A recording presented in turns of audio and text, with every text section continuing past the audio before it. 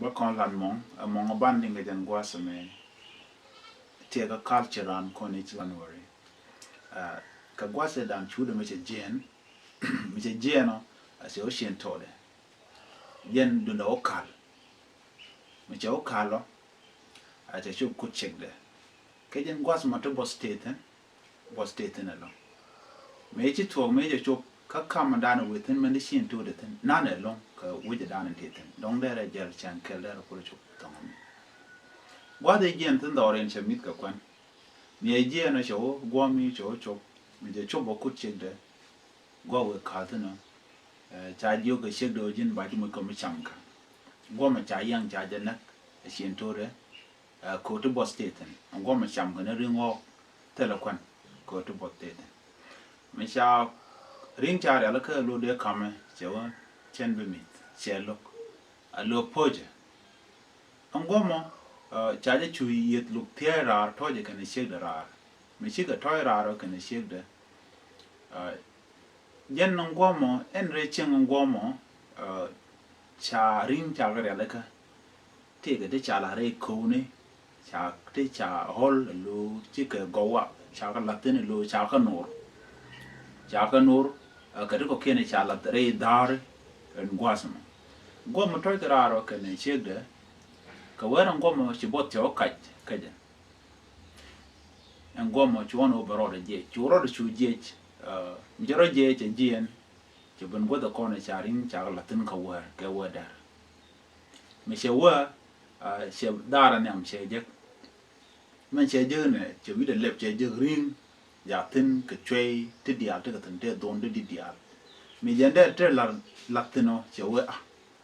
ba te da nen ke ba be te de be jok ba ngai se mit kring tia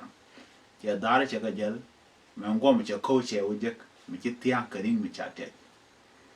mi che ring che je ka ko che ono to jen bari ngamo be cham me jen la de te de no che te de be jok ko be te de be jok chana goro to be te de be la te chuon ka mi be wi de be la re lo cham ni ga to ko cha de la ngach che to de che de le jok mi cho te na cham de che wi de la re ko chu mi chu ku mi cham men cha te cham de cham men jo ko chum na tar ko we job tar ko won wo ikam wi da ra wi da tet bo kamera wi da tet bo we to on je gene ken ko she da wi da wo we tet an go mo chu wi da sho ga yelo chu ku tin ka wer ke liu pa da ko men mo chu ko ko ru mo chu ku lo to lo je ko che no an gwa samo mi che ko che no ka wu ko chu chu ngo ka re wo mi che ngo ja ka na ngo ja chu chu wi no auction to de ku gwi ngo mo jo gwe ke je meno mochi gwantu de chekere mi gwantu de chekero charan chebene cha garmo che nang dwe mi nang dwe le chinaben che chek do kere jin shawdu te ga mi sheje ya dul gomo wi de te ke ko ka dol na ko de wi de ja bak ke to ko te ti chek do wote lamba le je no to abaka ne je chwa jup cha yo gor chwa wi de ke ko de wi de chwa chu bak man cha ne cha ju ge gwantu do gada hamu polo na ne me chendu jin ti de mit ka kwa de gor duop mi bi shien wa bi lat ke je ko run en nyama ci kwene be bu mi de run chen ku du gomi ka kono banoro dan jel ko shi kwen ban kwen je ko jen be jo tare ka men ko ma de men tin de mit bu mi cha jo min kina ma shi de la goma ya juga dia no se shire juga wa puak mi yu jien na che wonen puak jen jiende yil ya wona da wi dien jo da wi dien no chu wonom na to chi che dak ko jene cha boare cha gore de lat ke jene cha boar che la da ngede jen jiran me ngi jena mo boar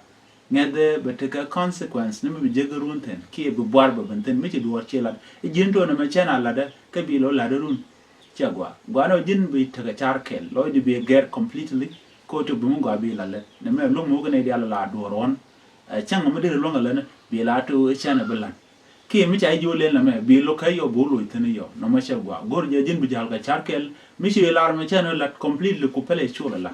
den char mo go de tem kon ka kon were kan wer capture ya tamal